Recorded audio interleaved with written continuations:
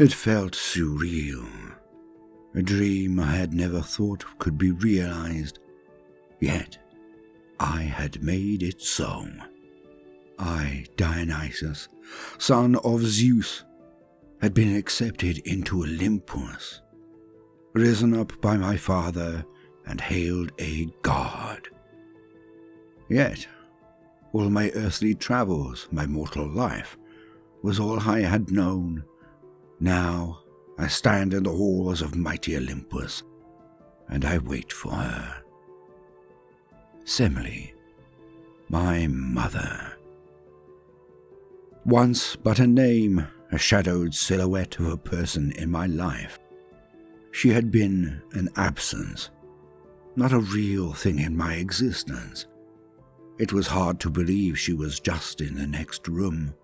Behind the wooden door, my mother was resting after our long journey. I had saved her. I brought her soul up from the underworld, back to the lands of the living, and all the way to Mount Olympus. She sleeps in my new chambers as I pace this hallway. I should feel relief, but I cannot stop pacing, nor drinking. Now a god, I did not think I would sweat as I had in my mortal body, but my armpits were drenched. Though the wines affected me less now, I drank more and more to combat it. The rush of the quest, the panic and fear I would fail in some way, had distracted me. Here, safe and sound, all of it hit me, and more piled on top. Without the adrenaline and fear of death, I could do naught but think. For the first time in my life, I am truly safe, and so is she. What is to come next? I do not truly think far ahead. Thoughts all occurred and rushed at once. I have yet to tell my father. What will he say? What of his wife? Will Hera fight back? Where will Semele live? Where am I to reside now? But all thought leaves me as I hear her bedroom door creak. I stopped in my tracks and downed my glass. Out she walked, my mother. Dark circles still swallowed her eyes, but she looked better already. The pallid complexion had transformed some. Her cheeks had a healthy flush to them, and a warm smile made her face light up. Exhaustion still tugged at her, and trepidation. I offered my arm to her, and she took it. We walked slowly, quietly to the hall. The grand hall, usually filled with gods, satyrs, and automatons, was almost empty. The metal figures of Hephaestus had all been dismissed to power down. The gods, off on their own agendas or at rest, all but Hestia. She tended the still roaring flames, but at the sight of us, she departed. Hestia shut the doors behind her, and my mother sat by the hearth.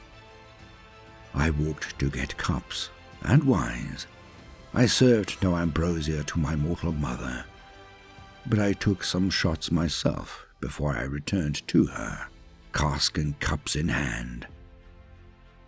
She was still looking at the ceilings, her eyes raking the columns and the designs. We both admired the place for a moment. Unlike Earth, unlike the underworld, this place had a warmth, a strange ethereal glow, one I had never experienced anywhere other than here. It was all still new to me then. I poured the wine in silence. I suppose we both struggled to begin. We should be closer, but we were strangers to one another.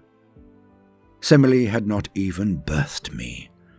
I do not know if she was even aware of me before her death. Here she was, not a day older. She died a maiden, not a mother. It must have been strange, alarming even, to wake and see me. I did not have time to explain all the underworld, for we had to sneak past so much. Silence was our greatest ally.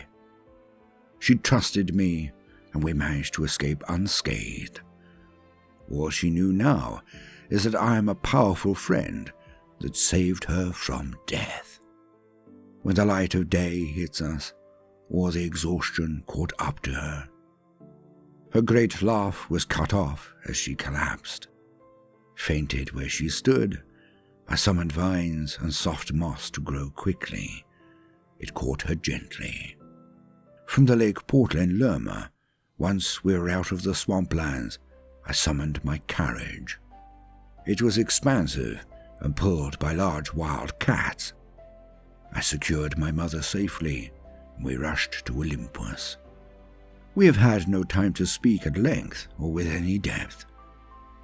I still did not know what to say, when, how, so I handed her the full cup of wine.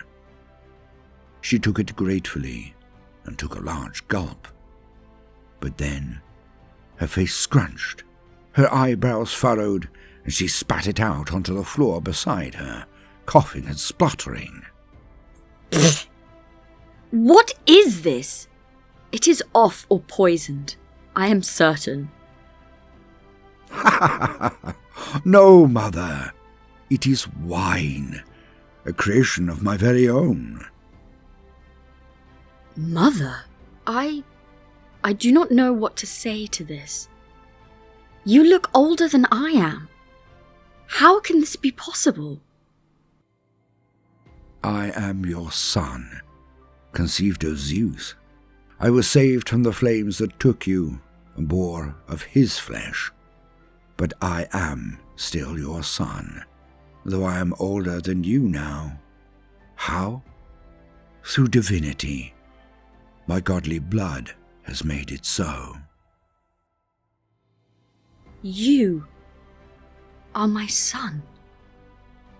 I see a resemblance. You have so much of Zeus in you.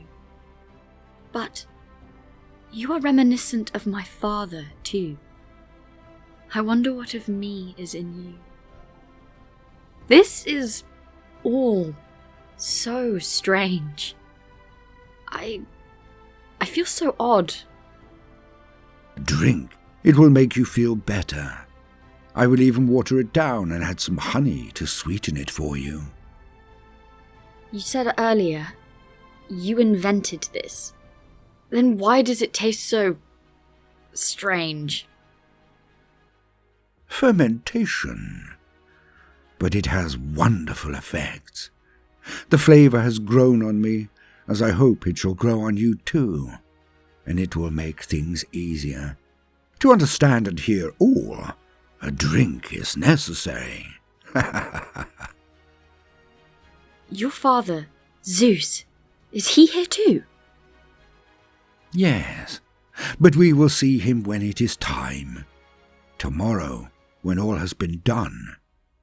She took a drink then and smiled, and I settled in the chair beside her. What was the underworld like for you, mother? I would rather know of you. You are a grown man, and my son, and I know nothing about you. Please, tell me all that has happened. Are you happy? How was your childhood? Were you loved? Father hid me after my birth.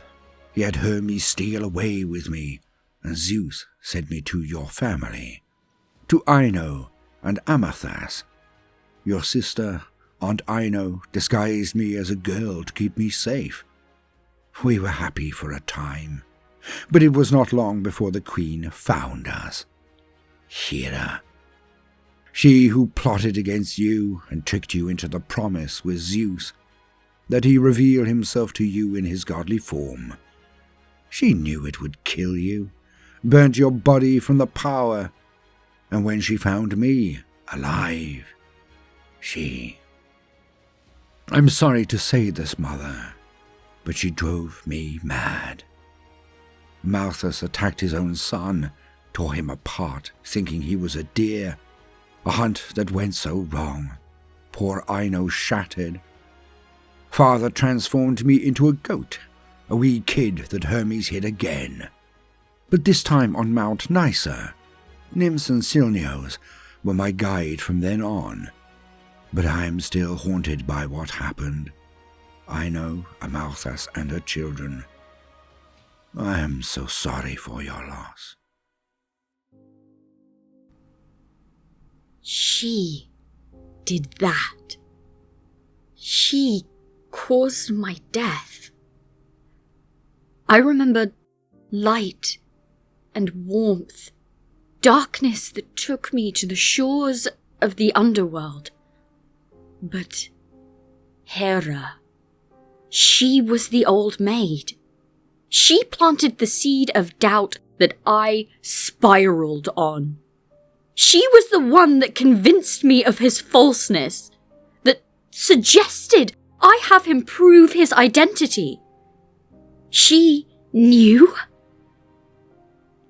The Queen of Olympus killed me. And then, to hunt my child, curse my family, Ino and Amalthus, their children, I cannot even begin to describe how I feel right now. It's all too much. It's all too much. I cannot think. I cannot speak. Tell me something else. Anything. Please, any good in your life. I cannot know that it has all been horror.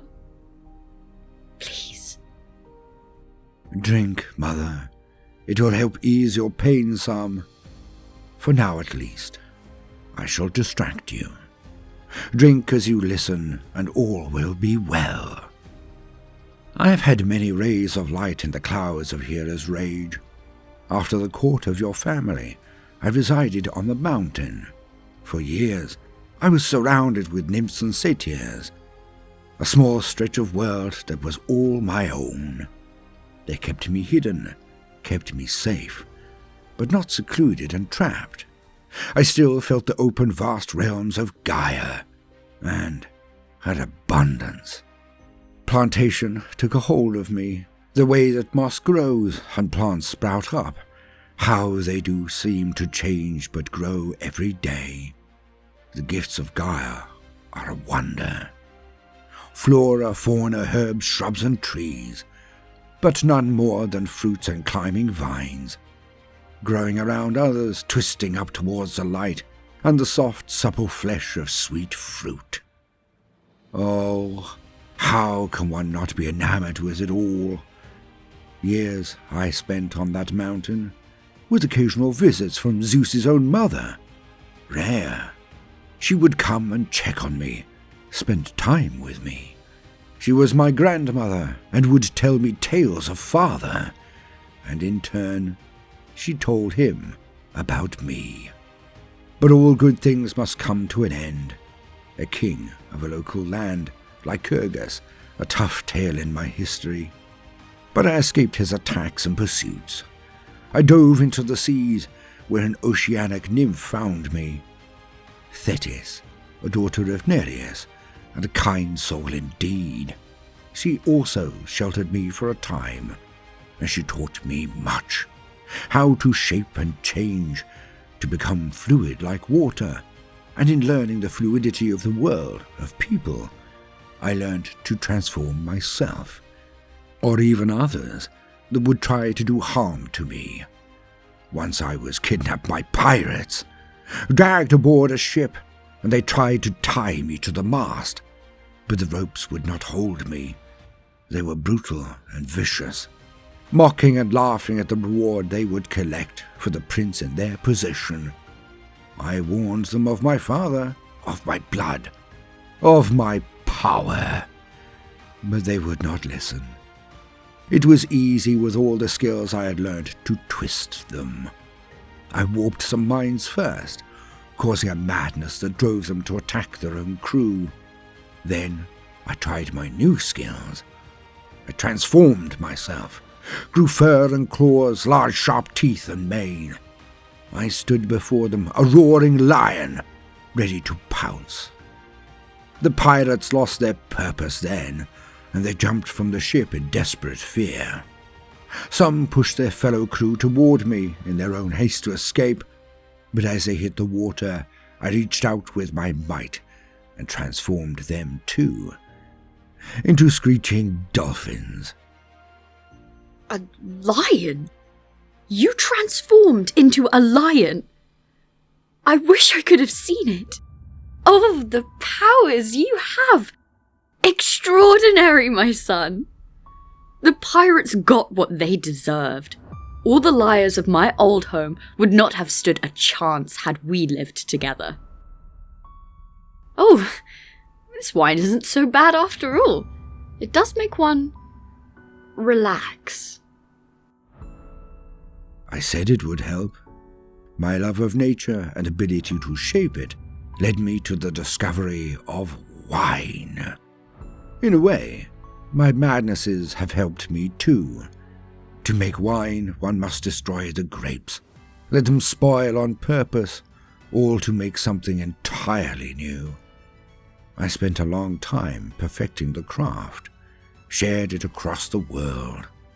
All the places I have travelled, from Mount Kithaeron to India and beyond. I have wandered far and spread the word of my cult. I have made followers, worshippers, and sacrifices. So many now praise my name, but it was not always so.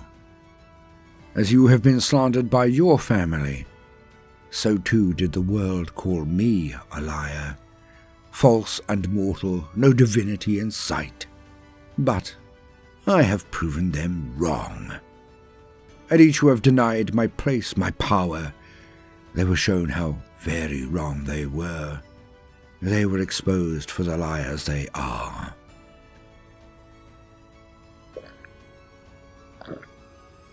With a few cups down, I think I can bear this now. Tell me of them.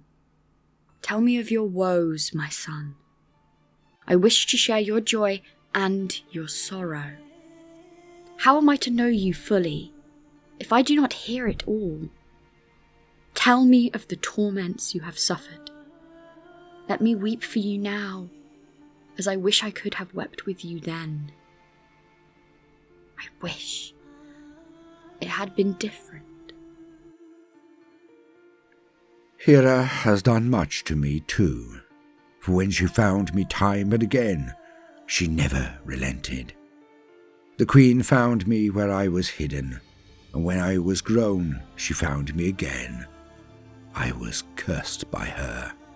Madness, twisting and corrupting my mind, but in that, deep within it, a great freedom, a release, ecstasy within the madness, beauty in the twisted voices and visions conjured by the brain, perception altered irreparably and never ending.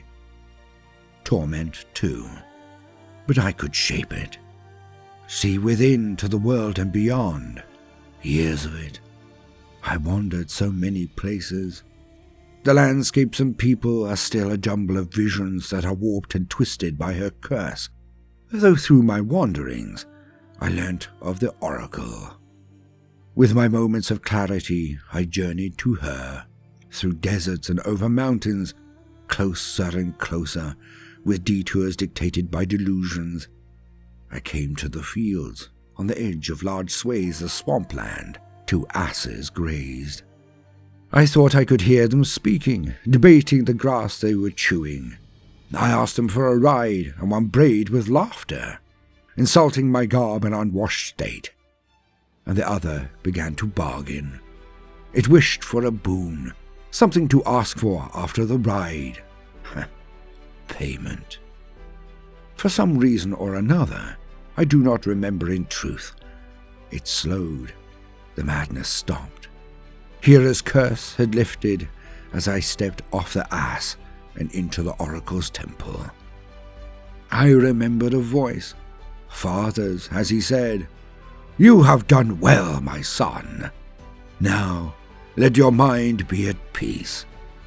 I still do not know why, but I did not question the gift given to me. The donkey claimed a part in my cure as he watched me speak clearly, no longer stumbling or muttering of visions that were not there. His voice faded in my mind as sanity cleared through the clouds, but he begged for a voice of his own. The donkey wished to speak and laugh, to argue and be heard by man, and I could not deny him this. With the little power I had then, I gifted him his very own voice. I still remember his braying laugh as he left.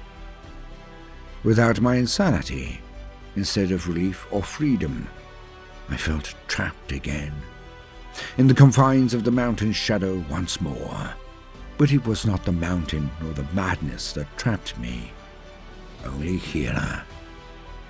Without her influence and curse, I could choose when to indulge, when to break free and let the madness take me, when to sit in my delusion and be happy. I could create a world and destroy it in a single night with wine by a fire. It is like nothing I have felt in the realms of the divine and mortals. I have made a punishment and torment into a gift. Those that follow me saw what freedom I had and wanted to try it too. I have brought others to my madness, and in it, they too have found freedom. From the constraints and the restraints that hold the mind and physical body, the bonds of civility and civilization gone, senses and intense imagination all wild in them. All social norms shattered, they can be as they are at their core. No more roles and decorum. We are one with nature. We are one with visions. But most importantly, we are one with ourselves. Women turned to maenads, brought to my cult and worship, and in my madness, I could wield them. Let them see visions of deer and watch them rip their loved ones apart.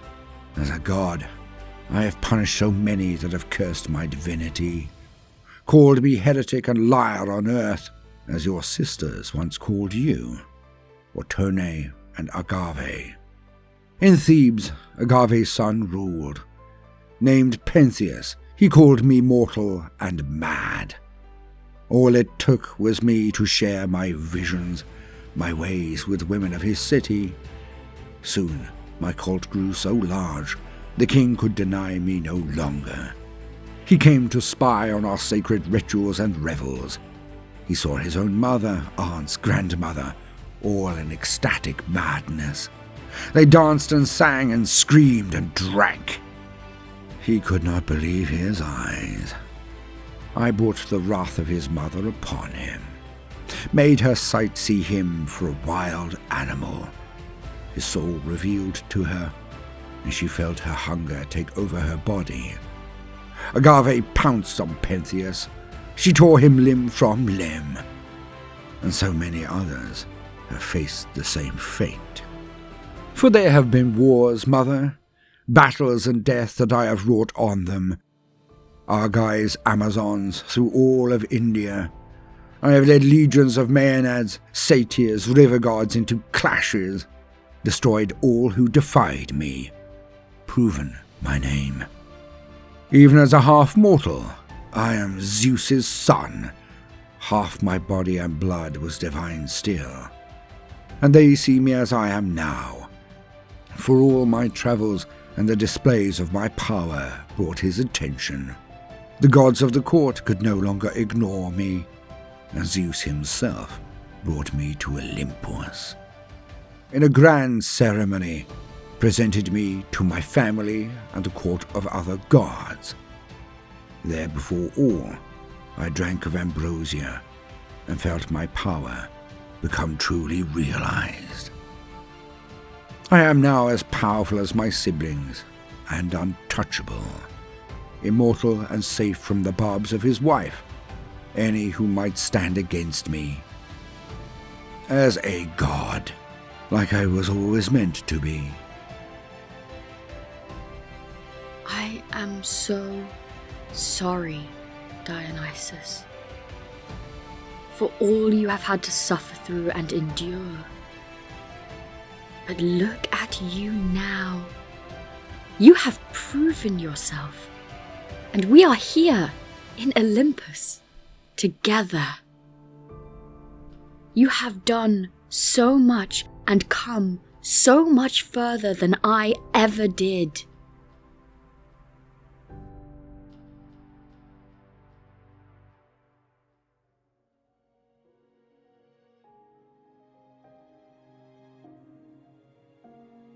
My mother and I had spoken for hours. As the sun broke into the sky and filled the palace with light, I knew the court would soon fill these halls. I brought her to the end of the hall, beneath the throne of Zeus himself. I found the ambrosia that Zeus thought so hidden. Not well enough. Though I had no right, I knew I must do this, all to protect my mother.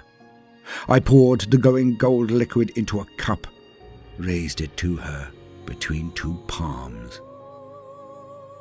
What is it, my son? It glows. Is this another of your creations? Like the wine? No, Mother. Something far more special. It will mean you will never have to leave me again. We can be safe. Safe from Hades, Earth, and even Hera. We can be a family, as we were meant to be. Safe from she who destroyed us. That vile woman. If this can protect us from her, I trust you, my Dionysus. Hand me the cup, and let us begin eternity together. Before I could press the glowing glass to her lips, the hall doors cracked open. It was not from the entrance, but the back of the hall. Behind the large throne, beyond that, the doors that led to my father's chambers opened. I broke the hug with my mother and swept her behind me quickly.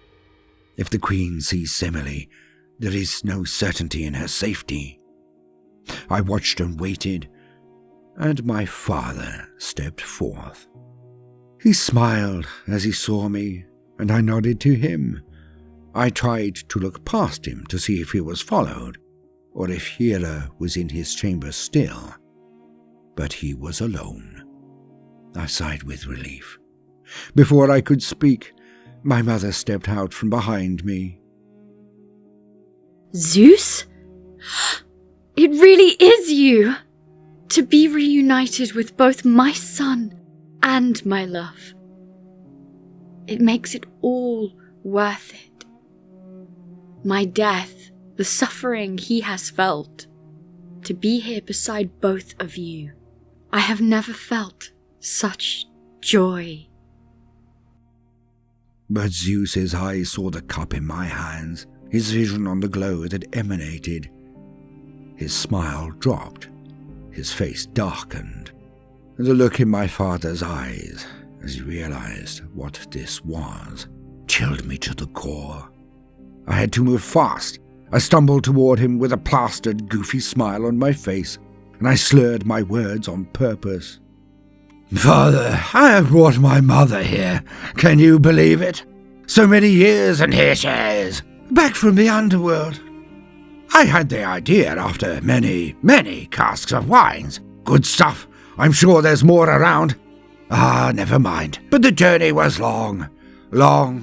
Got the little dog drunk to get in there, and, well, too long to explain now. No trouble, though. But Mother is not safe as she is, and I just thought, you know." He thought of her, your wife. What should she do to me? If she finds me escaped from Hades, stood in her very home, you cannot protect me from her, even if you should wish to. My son, you should not have done this, not even thought of it, let alone gone on a drunk escapade on a plot to revive your mother. What will Hera do indeed? Know that I will not be able to stop her. To make a god behind my back as your first act. You mad, fool-headed child. What to do with you now? What do you have to say in your defense? I am too drunk. I did not think. But thinking now, father, would it not suit you better this way? If I had managed to find Ambrosia, the nectar that turned me in a drunken scheme behind your back, Hera would have no fault with you, for it was out of your hands. It was Dionysus, the new god of wines, a mad revelry. And you could punish me before the court, tell them my godly nature overwhelmed my mortal body, and the power got to me too quickly. I was a fool and have much to learn, and then introduced a new goddess under a new name, so as not to shame Hera further. You would have covered and fixed a minor problem from the now troubled son. It would leave no blame on you, and show your care for Hera further. I should not have gone behind your back, but I ask you, allow me this. I have lived long and suffered by Hera's own hand. My madness has cursed my life. You know this. I do not blame you, but you could give me this to ease my long suffering, and hers. I look to my mother, and Zeus considers my plot. You are clever indeed, my son, but stand straight and drop the mannerisms of your false drunkenness. You have already given yourself away. Your act is up, and I see you. But I will play this game, for it will appease Hera, Chira, or Telia. But do not go behind my back again, boy. I am king, and I will punish you for your lies. But later, before our audience. Semele, step forward. You will be a goddess this day. Zeus nodded to my mother, threw a wink to me, and departed back to his chambers. I took my place at the foot of the thrones once more. With the ambrosia chalice nestled in my hands, I tipped it to my mother's mouth. She drank it down, and then stepped back. Semele suddenly began to collapse. I dropped the chalice, and the gold waters splattered everywhere. But I caught her in my arms. Suddenly, her skin began to glow. The ambrosia was working its way through her system and transforming her. Winds blew through the hall then and swirled around her as she rose. Her skin became a sun in itself and blinding. Voices echoed and whispered. Strange women, 3 overlapping tones. They jumbled together as they spoke.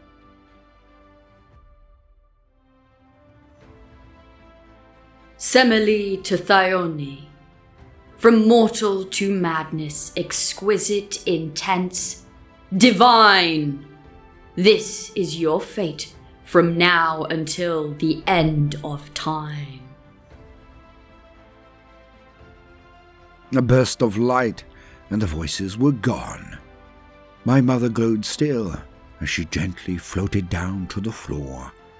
Her skin began to dull, but the inner essence of the divine lingered, internal and settling to her core. Now, she was a goddess. I took a few steps and brought her into a tight embrace. She wrapped her arms around me, and warmth from her began tingling under my skin. I knelt then and clutched her waist tightly, and she rocked me, humming gently as I cried into her stomach. I was a child again, and I had my mother at last.